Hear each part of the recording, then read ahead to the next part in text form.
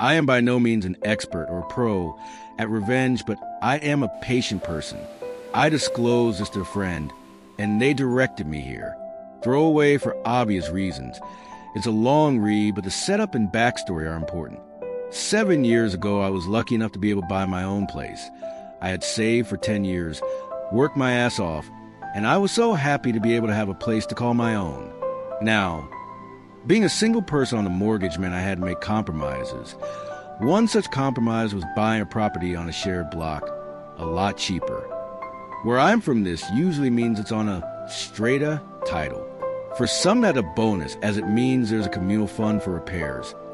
Typically, insurance is cheaper as it's collective, and other things like maintenance being taken care of. Strata titles also come with a lot of bylaws and restrictions on what you can and can't do. I'm a pretty private and introverted person, so having to deal with people and have limits on how I live was a no-no. I took my time, found the perfect property. Shared block, but freehold title. Only thing that was I needed to pay public liability insurance for the shared walkway on the property, split equally between owners. The real estate agent is local to my area. There's also about 3 degrees of separation between us. He has friends who are friends with my friends type of thing. Didn't know him, but knew of him, so that sort of felt good too. About 5 months after I move and I get a knock on the door from the owner, landlord, of the property next to me to discuss insurance. Not a problem. I asked for a copy of the policy, so I have a record. It gets sent through, and lo and behold, it's for straight insurance. I was incredibly confused, and after much back and forth, the property isn't a freehold title, but a strata title. I called my lawyer, who conveyed the title, etc. He was dumbfounded, but over it all did the right thing, and made things as right as they could. I arranged for a meeting with the real estate agent. I brought emails and printouts of the ads. They had all saying it was freehold. Emails between the real estate agent and my lawyer discussing its freehold status. Despite it being in absolute black and white, he refused to accept any fault or offer anything to make things right.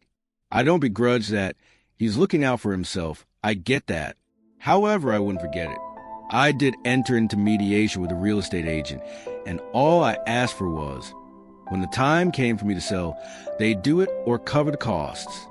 I thought this was reasonable, but they flat out refused to offer me $1,000 to go away, which I refused. I had the option to pursue them legally and was advised by the mediator to do so. But ultimately I decided against it for a few reasons, the main one being my health at the time. So I planned and plotted, and I schemed and connived as to how to get back at this son of a bitch. And I settled on this.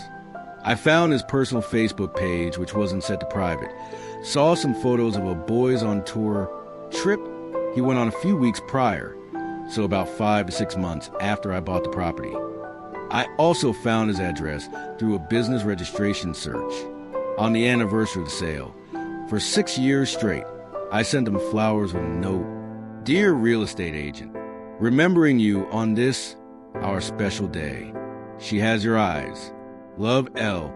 They varied ever so slightly over the years, but always had, on this our special day, and some weird inference to a loved child and a desire to reconnect. I also from time to time arranged for postcards and letters to be sent from another country. The one he was on tour in, always signed, Love, L. I learned about 3 weeks ago that this guy had recently divorced, lost his home, and is not longer working as a real estate agent.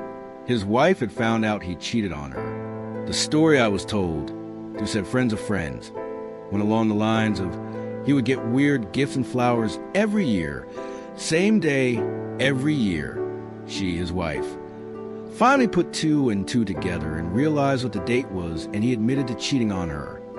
Now, I didn't mean for this, but it turns out a year before I bought my house, he had gone on holiday, came back with an STD, gave it to his wife, but somehow convinced her that it wasn't him.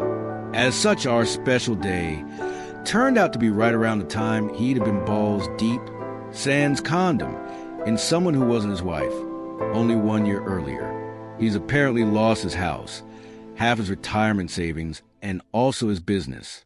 I do feel a little bit guilty about all of it sometimes, but then I'm reminded that he's a scumbag and that karma, like me, is a patient, spiteful, and vengeful bitch.